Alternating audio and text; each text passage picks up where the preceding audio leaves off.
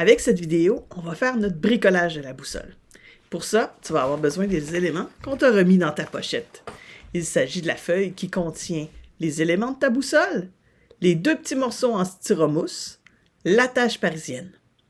Il faudra aussi que tu aies une paire de ciseaux, un bâton de colle et puis un crayon. Découpe en premier les structures qui se trouvent sur le papier. Alors, on retrouve le rectangle, on retrouve le cercle, on trouve les points cardinaux, le nord, le sud, l'est et l'ouest, et on retrouve aussi la flèche. La flèche, tu peux la coller sur un morceau de carton. Quand on va manipuler un peu plus tard notre bricolage, ça sera plus facile que si elle est sur une surface en papier. Alors, pour coller tes points cardinaux, il y a le nord, l'est, le sud et l'ouest. Je ne sais pas si tu te rappelles de la petite phrase que nous avons découverte la dernière fois. Si tu prends la première lettre de chaque mot, avec la phrase « Nous écoutons souvent les oiseaux » et que tu tournes dans le sens des aiguilles d'une montre, bien tu pourras les coller à la bonne place. Une fois que toutes tes structures sont collées sur les morceaux de styrofoam, il te restera juste à assembler ta boussole. Petite astuce, prends ton crayon, prends chacune de tes structures, enfonce la pointe de ton crayon de chaque côté. Ça va perforer, ça va faire un beau trou qui va permettre à l'attache de bien rentrer. Attention avec la flèche. Même si tu l'as collé sur un petit morceau de carton, ça se peut que ça soit dur avec la pointe de ton crayon à perforer. Vas-y vraiment doucement et si tu as besoin d'aide, demande de l'aide. Tu vas prendre ta flèche. Moi, je l'ai collée sur du carton. C'est un petit peu plus solide. Tu la fais passer dans ton attache parisienne. Après ça, tu vas faire passer l'attache parisienne dans la partie ronde de ta boussole et la partie rectangulaire va aller complètement en dessous. Tu retournes le tout et on descend les pattes de chaque côté comme un duotang pour ta boussole. Regardons maintenant les composantes de ta boussole. Il y a évidemment l'aiguille qui est ici qui représente le nord magnétique. Il y a un cadran que tu peux tourner autant de fois que tu veux dans les deux directions.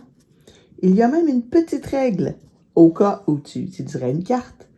Et surtout, il y a une flèche qui indique la direction dans laquelle tu veux aller. Première étape pour bien utiliser ta boussole, à part la mettre bien à plat sur une table ou dans le creux de ta main. Si tu l'utilises en diagonale comme ça ou comme ça, ça ne fonctionnera pas bien. Alors, bien à plat, première étape, on va chercher à placer vis-à-vis notre flèche la direction dans laquelle on veut aller. Exemple, on veut aller vers l'est. Alors, je vais tourner ma direction est pour indiquer que je veux aller dans cette direction. Donc, l'est est vis-à-vis ma flèche. Là, c'est un petit peu à l'envers. On va pouvoir faire pivoter notre boussole. À cette étape-ci, on ne tourne plus le cadran. Notre direction est bien définie et c'est la boussole qu'on va tourner. Maintenant, notre aiguille magnétique ne représente pas le nord. Pour que l'aiguille soit sur le nord et ne pas toucher à la direction à laquelle on veut aller, la seule chose qu'on peut faire, c'est de faire pivoter. On va y aller comme ça. C'est de faire pivoter notre boussole pour que l'aiguille se trouve vers le nord. Et voilà. Regardons maintenant avec une vraie boussole. Sur la boussole qu'on a ici, on retrouve exactement la même chose que sur ton bricolage. Il y a l'aiguille qui indique le nord magnétique. Il y a la rondelle que tu peux tourner dans les deux directions. Il y a les petites règles au cas où je l'utiliserais sur une carte, mais surtout, il y a la flèche qui indique la direction dans laquelle on veut aller. Sur ma boussole, tu remarqueras que le nord, l'est, le sud et l'ouest sont indiqués par une seule lettre et qu'il y a beaucoup de chiffres. Quand on sera rendu en mode louveteau, nous t'indiquerons comment utiliser ta boussole avec ces chiffres. On appelle ça azimut. Dans notre cas, on va reprendre l'exemple. Donc, on va placer l'est sur la flèche de la direction que je veux aller. Et on voit que le nord n'est pas vis-à-vis le nord. Alors, on se rappelle, on dépose bien notre boussole à plat. Et là, ce n'est plus la rondelle qu'on fait tourner, c'est la boussole au complet.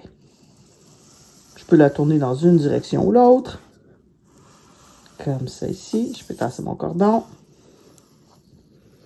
Et on voit bien que mon nord magnétique est vis-à-vis mon nord. Même si ma boussole est à l'envers, c'est pas grave. L'est est indiqué par la flèche. Donc, c'est par là-bas qu'il faut que j'aille. Et voilà, maintenant, tu sais utiliser une boussole. Il me reste juste 2 petits conseils à te donner. Pour bien utiliser ta boussole, il est important de se souvenir d'une autre chose. Ta boussole, tu dois la déposer soit à plat sur une surface plane ou à plat dans ta main. Pas en diagonale, dans toutes les directions. Sinon, ton aiguille indiquera pas nécessairement comme il faut le nord magnétique. Autre chose importante, s'assurer qu'il n'y a rien de métallique ou de magnétique à proximité de ta vraie boussole. Regarde bien, si j'approche mon téléphone, qu'est-ce qui se passe? Oh! Je suis en train de perdre le nord. Alors, faire attention sur quelle surface tu déposes ta boussole. Et voilà. Maintenant, si tu veux, d'ici à ce qu'on se revoie, tu peux personnaliser ta boussole. Donc, tu peux y mettre de la couleur si tu veux. Une chose importante à te souvenir, c'est que le nord est représenté par la couleur rouge. Donc, tu peux utiliser le bout de ta flèche pour indiquer le nord et le nord, tu peux le mettre en rouge aussi si tu veux. Sinon, bien, tu peux personnaliser ça à ton goût, mettre ton nom dessus. Une fois que ça c'est fait, bien, tu la remettras dans ta pochette, bien fermée, avec les autres choses qui vont dedans, et on se revoit bientôt.